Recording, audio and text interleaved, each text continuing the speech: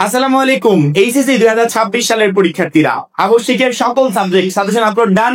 পদার্থবিজ্ঞান প্রথম পত্র দ্বিতীয় পত্র ডান। আজকে রসায়নের এমন একটা সাজেশন দিব যেই গাইডলাইন গুলো যে সাজেশনটা ফলো করতে পারলে ইনশাআল্লাহ রসায়নেও 100% প্রশ্ন কমন পাওয়া সম্ভব। এবং প্রত্যেকটা শিক্ষার্থীকে বলি আমাদের সকল সাবজেক্টের সাজেশনের পিডিএফ প্লাস বিগত 5 বছরের বোর্ডের এমসিকিউ প্লাস লিখিত অংশ শর্টকাট টেকনিক, গ্রামার অংশ শর্টকাট টেকনিক প্লাস আমাদের প্রত্যেকটা চ্যাপ্টারের অ্যানালাইসিস করা জ্ঞানমূলক এবং অনুধাবনমূলক প্রশ্নগুলো যেগুলো 2026 সালের জন্য সবচেয়ে গুরুত্বপূর্ণ টোটাল বিষয়গুলো নিয়ে একটা পিডিএফ রেডি করে আমরা আমাদের 310 টাকার কোর্সে অ্যাড করে দিয়েছি। 310 টাকা 310 টাকার এই কোর্সে যুক্ত হলে তুমি প্রত্যেকটা সাবজেক্টে এ প্লাস কনফার্ম করতে পারবে এবং এই কোর্সে এখন যুক্ত হলে ফাইনাল পরীক্ষা পর্যন্ত টোটাল সার্ভিস গুলো গ্রহণ করতে পারবে আর একবারও পেমেন্ট করতে হবে না। সেক্ষেত্রে আমার মনে হয় যে যারা এখনো আমাদের কোর্সে যুক্ত হয় উপরে যে নাম্বারটা দেওয়া আছে এই নাম্বারে 310 টাকা সেন্ড মানি করে এই নাম্বারে হোয়াটসঅ্যাপ আমাকে জানাবে ভাই সেন্ড মানি করেছি, সাথে সাথে তোমাকে গ্রুপে যুক্ত করে নেবো, তখন থেকে তোমার এই ক্লাস প্রস্তুতি শুরু হয়ে যাবে। আমরা রসায়নে দেখতে পাচ্ছি টোটাল 100 মার্কের পরীক্ষা হবে, যেখানে আমাদের প্র্যাকটিক্যালে থাকবে 25। প্র্যাকটিক্যালের এই 25 শিক্ষকের কাছ থেকে কিভাবে আদায় করে নিতে হয় সেটা সাজেশন পর্ব আপলোড কমপ্লিট হলে পরবর্তীতে বলে দিব। তো এখন আমরা তোমাদের এই 50 আর এই 25, এখানে আসলে 30 হবে না, এখানে হবে 25, লেখার সময় হয়তো মিস্টেক হয়েছে, কেন হবে 25। এই টোটাল 75 মার্কের সাজেশনটা এখন দিয়ে দিব। আমাদের গাইডলাইন ফলো করলে ইনশাআল্লাহ এই 75 মার্কই তোমার কমন থাকবে।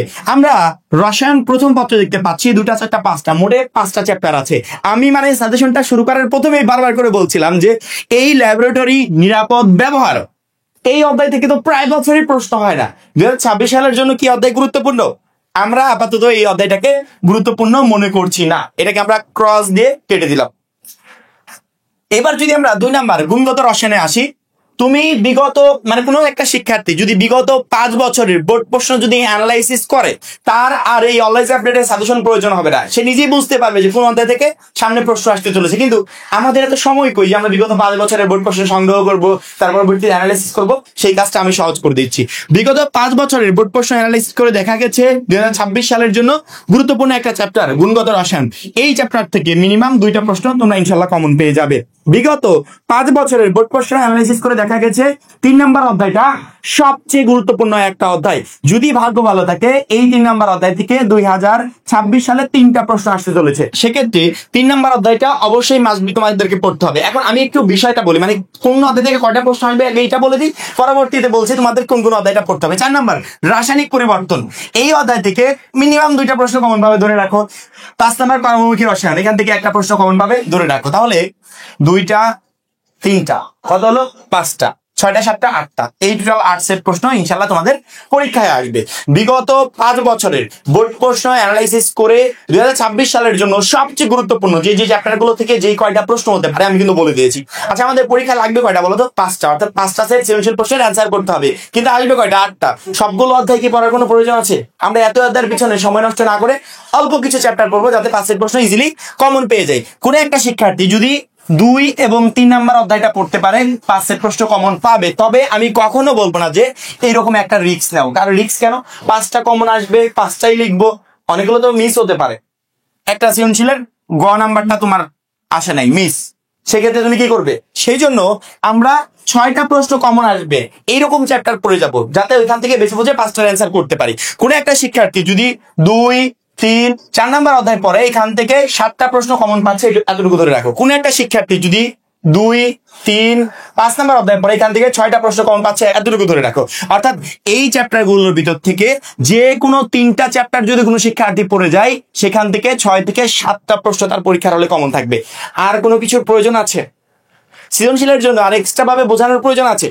তুমি তো 7টা প্রশ্ন কমন পাবে। এখন অনেকে বলতে পারো ভাইয়া অধ্যায় ভিত্তিক তো বলে দিলেন কোন চ্যাপ্টার থেকে কয়টা প্রশ্ন আসবে, কিন্তু কোন প্রশ্নগুলো পড়বে সেগুলো তো বললেন না। আমি কিন্তু অলরেডি প্রথমেই বলে দিয়েছি প্রত্যেকটা চ্যাপ্টারের জ্ঞানমূলক অনুধাবনমূলক প্রশ্নের পিডিএফ রেডি হবে। সেই পিডিএফ গুলো আমরা 310 টাকার কোর্সে অ্যাড করে দিব। ওইখানে যুক্ত হওয়ার সাথে প্রত্যেকটা শিক্ষার্থী প্রত্যেকটা চ্যাপ্টারের পিডিএফ ইনশাআল্লাহ পেয়ে যাবে। সেই পিডিএফ থেকে 26 সালের জন্য বেস্ট একটা প্রিপারেশন নিতে পারবে। সেক্ষেত্রে আদার্স অন্য কিছু পড়ার আমার মনে হয় না যে প্রয়োজন আছে। তাহলে এই 50 মার্কের ঝামেলা গেল। এবার আসি এই 25 মার্ক। 25 এই 25 মার্ক কমন পেতে হলে একটা চ্যাপ্টার থেকেও মিস হবে না। প্রত্যেকটা চ্যাপ্টার গুরুত্বপূর্ণ, প্রত্যেকটা চ্যাপ্টার তোমাকে পড়তে হবে। এই 25 মার্ক কমন পেতে হলে তোমাকে সুন্দর করে তোমার যে টেক্সট বুকটা আছে সেই টেক্সট বুকে প্রত্যেকটা অধ্যায় আগে কমপ্লিট করতে হবে। সুন্দর করে কমপ্লিট করার পর বিগত 5 বছরের বিগত 5 বছরের বোর্ড কোশ্চেন তোমাকে পড়তে হবে, লাস্ট 5 ইয়ার্স বোর্ড কোশ্চেন পড়তে হবে, মূল বই অর্থাৎ তোমার টেক্সট বুক প্লাস বিগত 5 বছরের বোর্ড এমসিকিউ। এই দুইটা যদি কোনো শিক্ষার্থী কমপ্লিট করতে পারে 25টার ভিতরে 25টা এমসিকিউ তার কমন থাকবে, একটা এমসিকিউ মিস হবে না, একটা এমসিকিউ মিস হবে না। সেক্ষেত্রে আমার মনে হয় অযথা সময় নষ্ট না করে একজন বললো এই 250 এমসিকিউ পড়ে যাও, এখান থেকে 25টা কমন পেয়ে যাবে, একদমই না। যদি 250 এমসিকিউ পুরো 25টা কমন পাওয়া যেত তাহলে এত কষ্ট করে বই বানানো লাগতো না। তারা ওই 250 এমসিকিউ দিয়ে রসায়ন প্রথম পত্র দিয়ে দিত, ওই 250 আমরা পড়তাম, এখান থেকে 25টাই কমন পেয়ে যেতাম। এই ধরনের বুক আমি একদমই করবে না। তোমার টেক্সট বুকটা সুন্দর করে কমপ্লিট করবে, বিগত 5 বছরের বোর্ড এমসিকিউ পড়বে। অনেকে বলতে পারবে ভাই বিগত 5 বছরের বোর্ড এমসিকিউ কোথায় পাবো? যে 310 টাকার কোর্সে যুক্ত হতে বলছি সেখানে বিগত 5 বছরের বোর্ড এমসিকিউ সুন্দর করে পিডিএফ আকারে দেওয়া থাকবে, সেখান থেকে এমসিকিউ গুলো নিয়ে তুমি প্রিপারেশন নিতে পারবে, যার জন্য এক্সট্রা ভাবে তোমাকে টেস্ট পেপারও কিনতে হবে না। তাহলে এই প্র্যাকটিক্যালের 25 নিয়ে তোমার কোনো টেনশন নাই, এই বহু নির্বাচনী 25 নিয়ে টেনশন না, যেভাবে বললাম যে গাইডলাইন দিলাম সেভাবে কমপ্লিট করবে। এই সৃজনশীলের 50 নিয়ে কোনো টেনশন নাই, আমরা তো অলরেডি সবকিছু বিস্তারিত আলোচনা করেই দিলাম।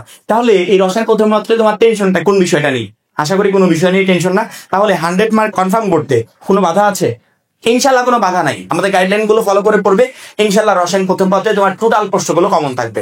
আশা করি প্রত্যেকটা শিক্ষার্থী বুঝতে পেরেছে। এখন এই পর্যন্তই, পরবর্তী ভিডিওর জন্য অবশ্যই চ্যানেলটাকে সাবস্ক্রাইব করে রাখবে। যারা এখনো আমাদের এইচএসসি 26 টার্গেট প্লাস কোর্সে যুক্ত হন, খুবই দ্রুত যুক্ত হয়ে যাবে। সবাই ভালো থাকবে, সুস্থ থাকবে, আল্লাহ হাফেজ।